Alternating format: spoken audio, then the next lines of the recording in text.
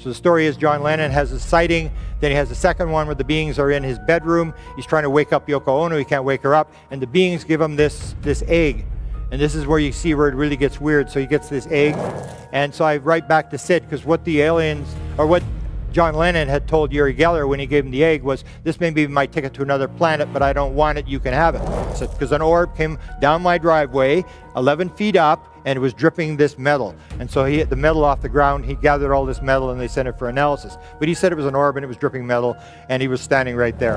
The woman has, the woman has a shower. She goes into the room, she locks the door, she has a brush and a towel, she puts it on the counter, she takes a shower, she comes out, and the brush and the towel are gone. And she finds the brush days or weeks later in the freezer.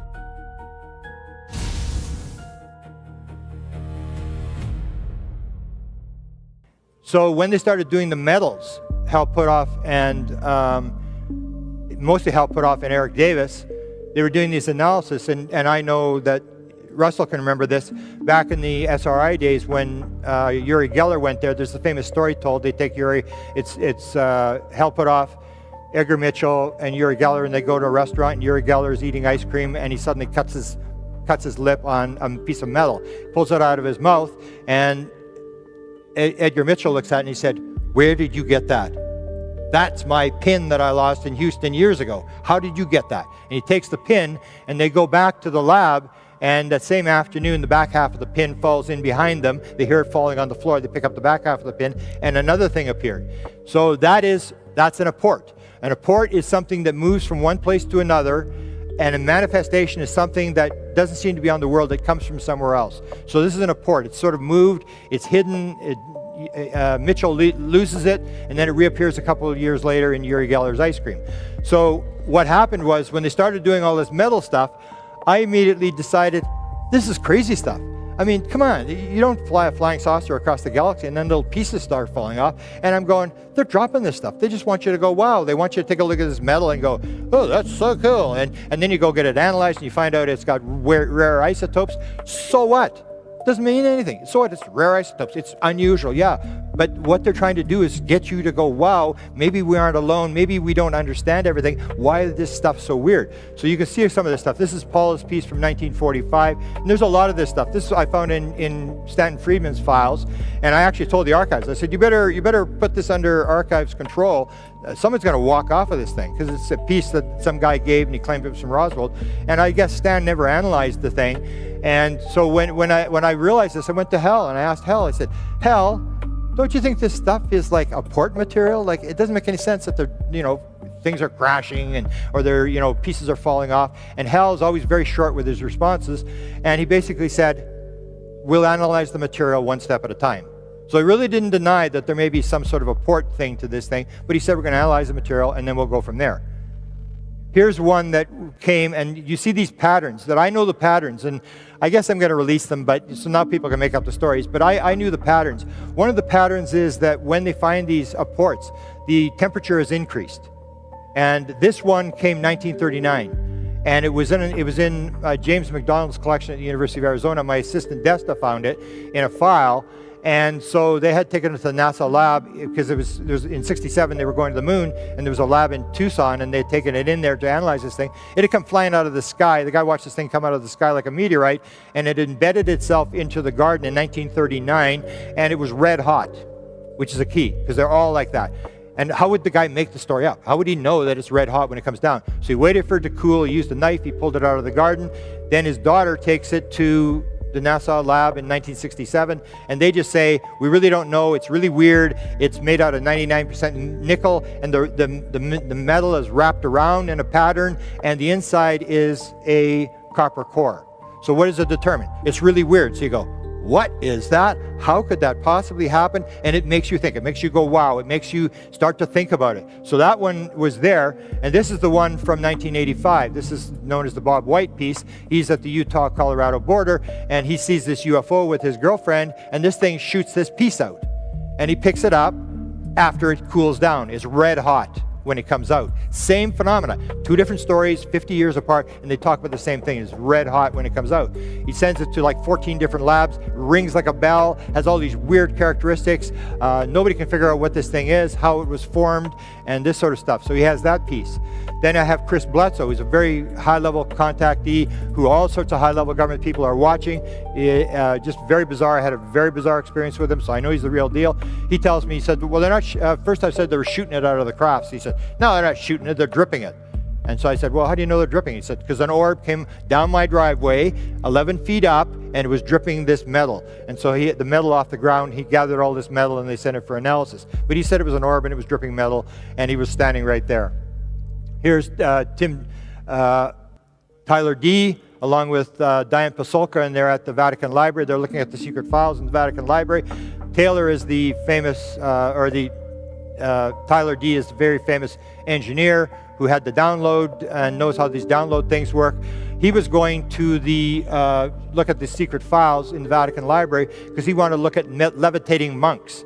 Because apparently if you look at what's happening with levitating monks, it indicates some sort of technology thing that you can pick up. So he was there, and my friend took him to a site in New Mexico, which I'll show you the piece in a minute. Took him there, he looked at this material and said, wow, this is weird. And if you read the book American Cosmic, he takes Diane Pasulka and a scientist, he blindfolds them and takes them to the site. Well, I know where the site is. I've got a piece from the site, and there's actually been 2 analyses of this metal that shows it's anomalous. There's 2 different people, and I'm trying to link them up together, whether they're going to talk, but it doesn't really matter. If it's anomalous, if it's weird, so what? It's like a UFO photograph, like the Nimitz video. It's like, yeah, it's pretty weird, probably not ours.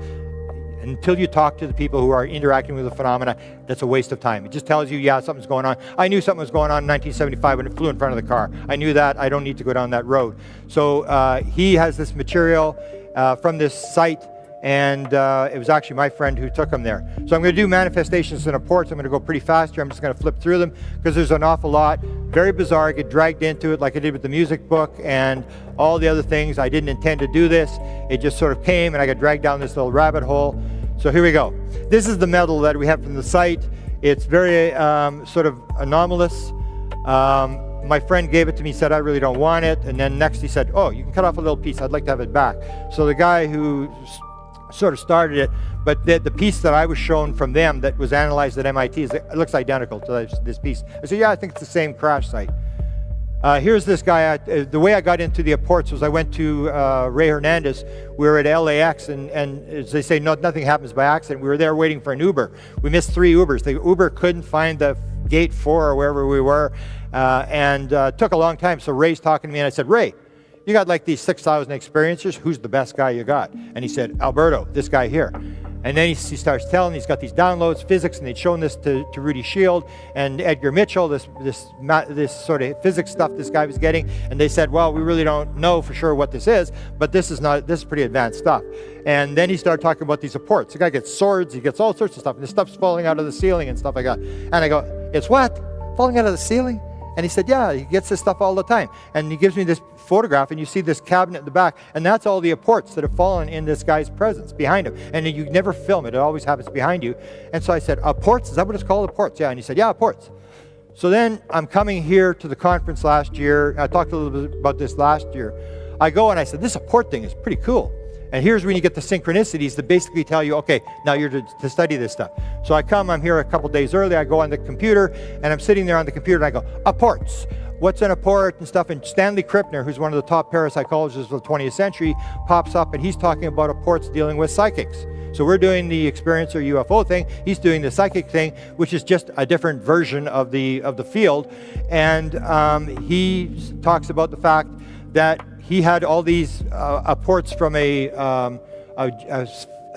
psychic in Brazil, who I'll show you in a minute, and he had all the material in his house, and then someone broke in his house and stole all these apports.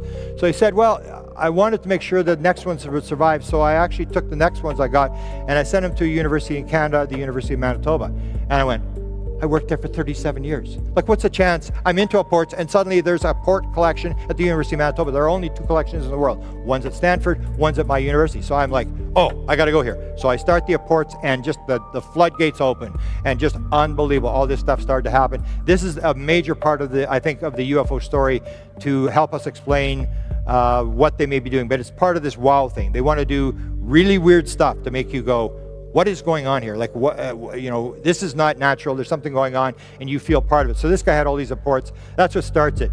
Steve Mera, who spoke here last year, talked about apports. I went off stage. He said, you stole my lecture. I'm talking about apports too. I said, you are? I hadn't even heard the word. And suddenly he's talking, and then the Paranormal Rangers come up last year and started talking about apports. I'd never heard the word in my life. And suddenly 3 lectures and we're all talking about apports. He says the same thing. They did work on cups that were moving around in haunted houses that would apport in a haunted house. And he said it would change structure and it would also change 10 to 15 degrees, which really means nothing. It's weird.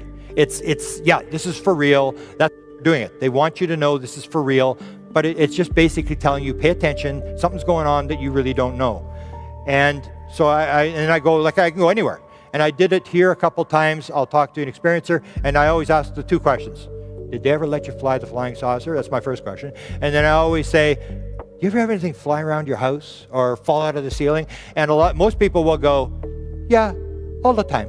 So I'm with the Sperrys. I'm staying in Boulder. I was lecturing there last week, and I start talking about this, and so Marianne starts talking about all these apports. She actually wrote them out. We're going to put them in the book. And it's like, whoa, it's cool. It's with feathers and even dimes. A lot of people get dimes. So Marianne got the dimes.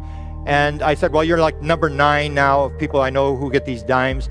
And she actually talked about the one there in the Caribbean. And they see one and they say, would that be weird if you saw a dime here? And she picks it up and she says, oh, it's not a dime. And then she looks at it and it's got 10 on it. It's some, currency they use there, but it was still a dime. So you get that kind of stuff where I can go to anybody and you start to see there's this very distinct pattern. And that's where Jacques Vallée was getting into. When you start looking at the paranormal stuff that happens around experiencers, you realize this is much more complex than we think it is. And that's where some people will say, it's poltergeist, just give it a name, make it go away, we don't need to deal with that stuff. It's just poltergeist, don't worry about it. This is the one with Uri Geller. Here's the one with Sid Goldberg, where he goes to Uri Geller. He says, what do you want me to ask Uri? I said, ask him about the egg. So the story is John Lennon has a sighting. Then he has a second one where the beings are in his bedroom. He's trying to wake up Yoko Ono. He can't wake her up. And the beings give him this egg.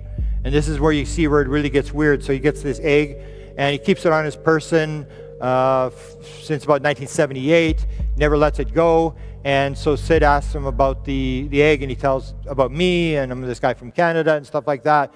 And he takes a photo, and he sends me this photo. So I take the photo, and I go, that's pretty cool. And so I write back to Sid, because what the aliens, or what John Lennon had told Uri Geller when he gave him the egg was, this may be my ticket to another planet, but I don't want it, you can have it.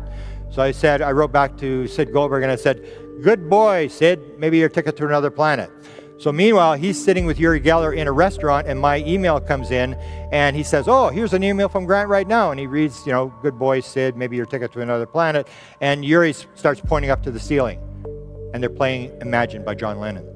And so I put it on, both Sid and I put it on Facebook, and of course, all the anti-Uri people come on there and this and that, and I go, so did he make up the music too? Whatever you're going to say, it's like, it just never ends. You're not going to satisfy anybody. But it was this bizarre synchronicity that starts to happen. It indicates you're on the right road. Here's the one I mentioned too. This is the one about the Reynolds from Forest. And I realized this because I knew that these landing trace cases haven't happened for 2 decades, at least 2 decades. It doesn't happen. It happened when I had my book in 75. I had 10 of them in 2 years. It just doesn't happen anymore. Now, there's no burn marks, there's no pod marks. And the Reynolds from Forest, they had these sort of marks. And then when I heard Jim Peniston doing an interview, and he's talking about the fact that the craft was there, and he was touching the craft, whatever, and it was sitting there, and he looked under the craft, you could see this light, and he looked under the craft, and there was no landing gear. And I go, no landing gear? There's no pod, like how did it leave the pod marks? So it's almost like it's leaving the pod marks even though there's no landing gear. The reason you maybe see the landing gear is because they want you to imagine there's a landing gear because that's your worldview, and there's no landing gear. It was very bizarre when I heard Jim telling the fact that he couldn't see anything under there, and yet there was these pod marks. So that may be an apport. Now when you go to the Skinwalker Ranch stuff, And I maintain the Skinwalker Ranch is all apport. Even Jacques Vallée says the one thing we really didn't have at Skinwalker Ranch was UFOs. We had everything else. And if you look at the Skinwalker Ranch, it's all apport material. So the woman that has the ranch, they buy the ranch, she goes, she has these groceries, comes into the house, puts the groceries down, puts them in the shelves, goes to the next room, comes back again, and the groceries are back in the bag. That's an apport. That's moving things around. They have the one with the cows. So the guy, he's all worried. All this weird stuff is happening, and he's worried about his 4 bulls. So he decides, I gotta go check out my bulls. He goes running outside, and the bulls, 4 major bulls that he has, are missing from the corral, and he's all upset. And he looks around, and he sees this trailer with a lock on it, and nobody's opened this trailer for whatever years or whatever. And he's thinking, I wonder if the bulls are in the trailer. And he opens the lock, and the bulls are stuck in there like sardines in this trailer. So why are they doing that? They're doing it to go, wow, what the heck is going on? The woman has a shower. She goes into the room. She locks the door. She has a brush and a towel. She puts it on the counter. She takes her shower. She comes out, and the brush and the towel are gone. And she finds the brush days or weeks later in the freezer. If you enjoyed this, make sure to watch the next video on Awaken Zone. Don't forget to subscribe and hit the notification bell, but you won't want to miss what's coming next.